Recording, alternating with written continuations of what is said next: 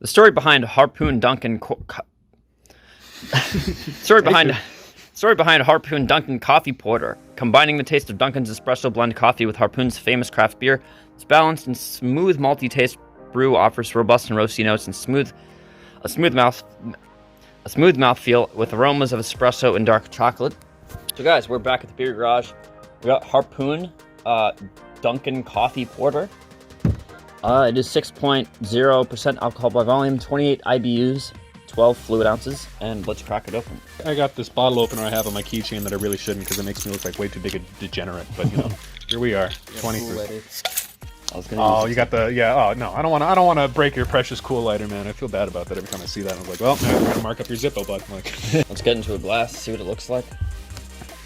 It turns out it's just like a white ale. All right, okay. That looks like kind of like a nitro brew. You could go to Starbucks and get that.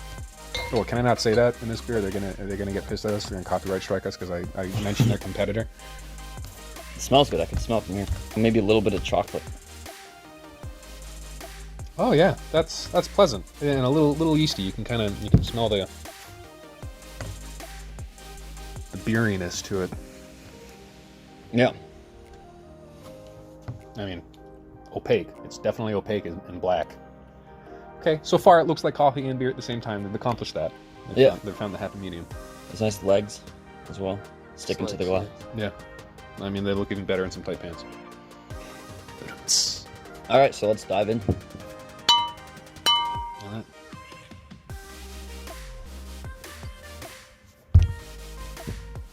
All right. Now this tastes more like ganache. Yeah. And I'm not gonna lie. Here's my dark chocolate cake with a little bit of espresso on the back end. Did that say dark brownies? Oh, Dark brownies? Is that a racial slur? Now it is. Oh, there we go. All right, demonetized. I don't know. I don't want to say nothing's remarkable, but they definitely nailed. Like, it's exactly what they said, and I'm not complaining at all. Yeah, like it doesn't really pack too much of a punch, but it does have like every flavor that it says. You know, the coffee, whatever dark brown. It accomplishes a smooth mouth. Yeah. Yeah, it's smooth. Yep. Tastes a little bit of the dark chocolate. And you get that espresso kind of dryness right on the back end. No, it's not. It's not bitter at all.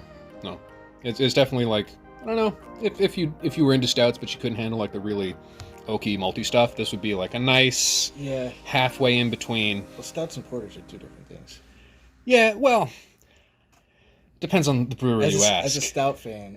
Well, but see, that's the thing is I'm a stout fan too, and I've been lied to before, where it's just like, okay, you said this was an oatmeal stout, but I mean, I could play hockey on this. It's so fucking smooth. Yeah. I mean, I wouldn't mind if it was a little bit more bitter, like from the espresso. Yeah, but they balance it well, I'd say. I mean, You could say more coffee. Yeah. Well, you could say the same thing to every Dunkin Donuts employee you go to ever. They're skimping on the beans. Nothing's changed there. It's got a bad aftertaste, though. You think? Yeah. That when it's going down your throat, man. The taste that's on your tongue is just... Tell me more. Tell me what's going down my throat. I don't know. I don't mind it too much, but I hear you out. It's got that bitter draw. Like, you can really, funky. yeah. It's kind of funky. Well, like the coffee beans have been left in the filter for a while. You wake up the next morning, they fall a little bit in your cup. It's like, it is a little funky. I can't say I'm mind funky after what I've put myself through on this channel. I mean, it doesn't really leave me with much. No, yeah. Aftertaste wise, besides like the weird. I guess maybe that's the just because it's old. Maybe it's old. I mean, all beer gets skunky at some point. Yeah. How old is it? I don't know. They have a bottling date somewhere. Beer is love, beer is life. 1986. That's when they bottled it. No. No, it doesn't say. This guy, maybe it's on the bottom here. Nope. I'm not seeing anything. 0419, I think. April 19th. Okay. So I well. Unless it's like never mind. I don't know. Maybe. It's good for another month. Another month. One more month.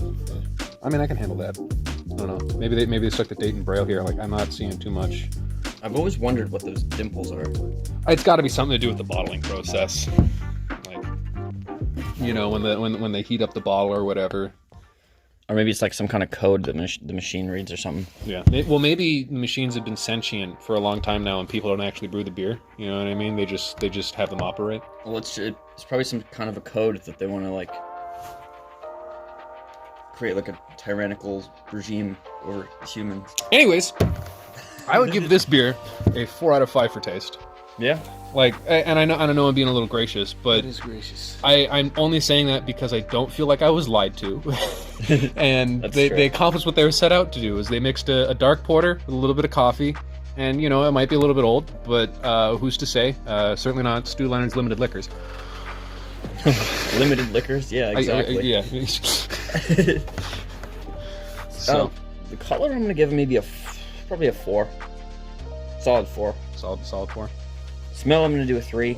And probably, I think taste I'm going to do a 3 as well. It's average. Yeah.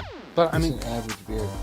Average is okay. Like, average shows up to work on time. You know what I mean? Average does, $40,000 a year. Gets by. It might not live in a palatial residence, but I mean, I could drink a 6-pack of this and not hate myself. Yeah. Well, I mean, in the moment. Next morning would be different. In the morning. If I run out of coffee, something's got to get me moving. It's a good breakfast beer. Yeah. You know what? Yeah, I would eat this with a muffin, or drink this with a muffin, like a really hefty bran muffin. Maybe some pancakes.